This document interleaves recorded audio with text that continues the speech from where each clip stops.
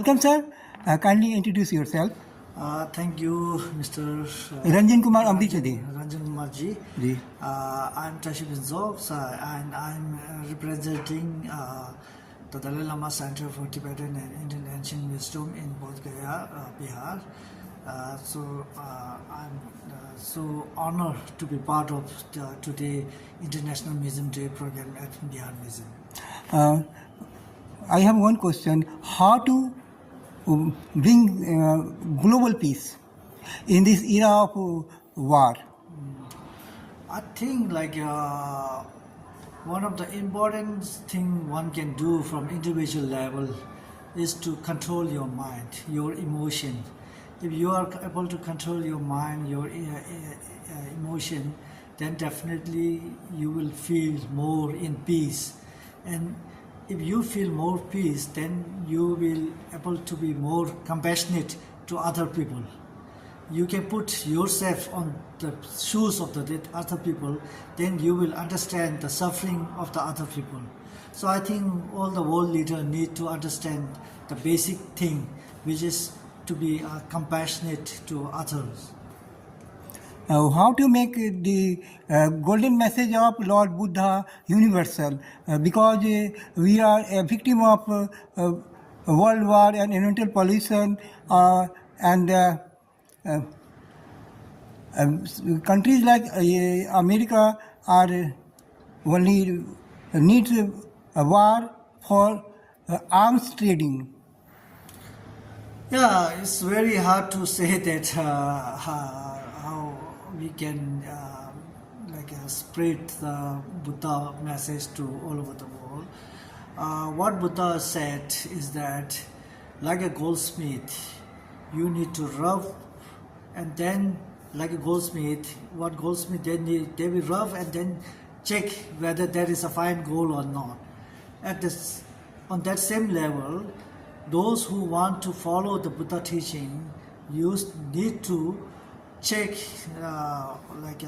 do research and find out whether the Buddha teaching, what the Buddha says is true or not. Buddha never say to follow me blindly. He say you need to examine, you need to understand, check, then you can follow the Buddha principle, Buddha teaching.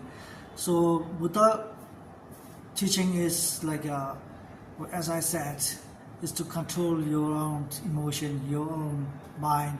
If you are able to be the master of your own mind, then you will be more compassionate, and you will think more about the other people.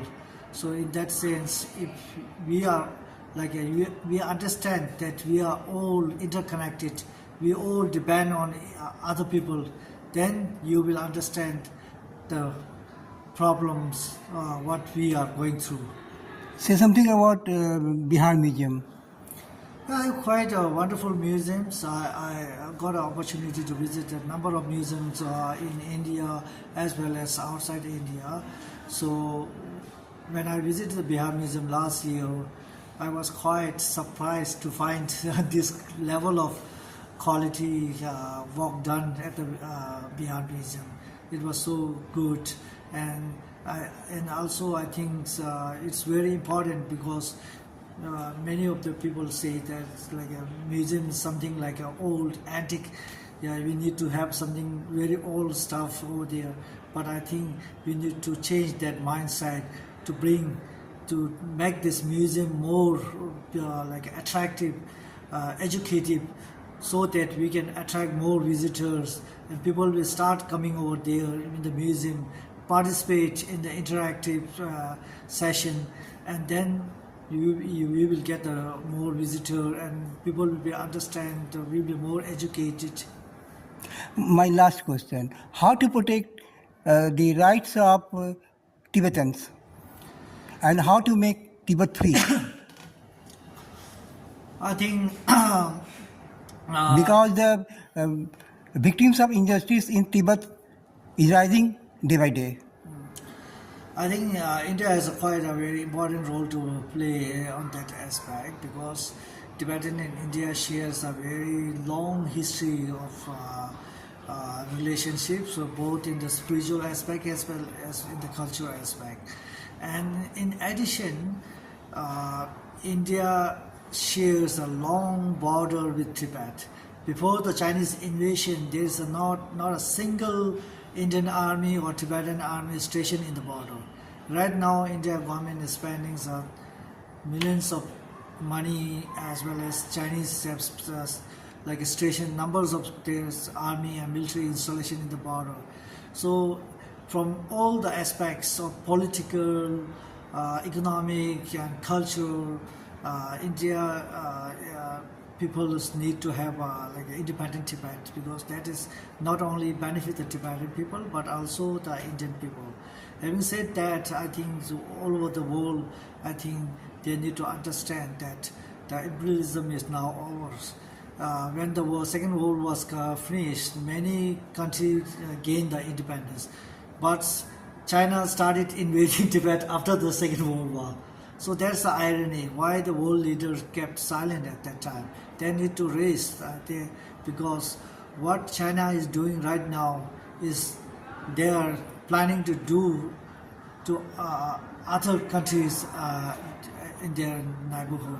China says that Tibet is a palm. Tibet is a palm, and here we have 5 fingers, like Ladakh, Sikkim, Arunachal, then there are many others. Bhutan. Countries. Yeah, Bhutan, like this thing. So they have already conquered the palm. Now they are waiting for the fingers.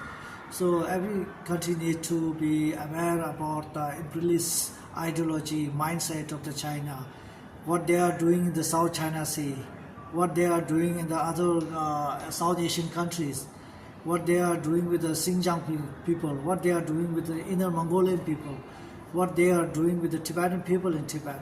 These all need to be highlighted and need to be continuously condemned by the international world, international community, government, so that China is made, what should I say, answerable to all those repressive policy they unleash on those people. What's the message of Dalai Lama for the global peace? Dalai Lama wants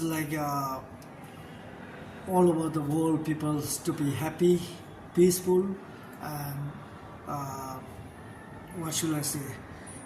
He doesn't want people to harm each other. He also very much concerned about the environmental issue right now, which we are facing, the global warming. So Climate change. Yeah, climate change. So it's very urgent need, and I think we cannot pinpoint or blame each other about that thing.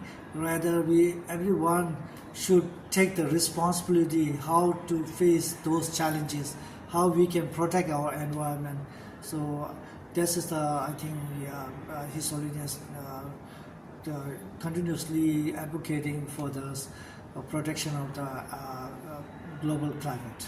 My best wishes to His Holiness Dalai Lama and people of Tibet for its freedom. Thank you so much. Thank you very much. Best wishes for the success in your mission. Ranjan Kumar Amrit News, Patna, Bihar. Jai Hind, Jai Bharat, Vande Mataram.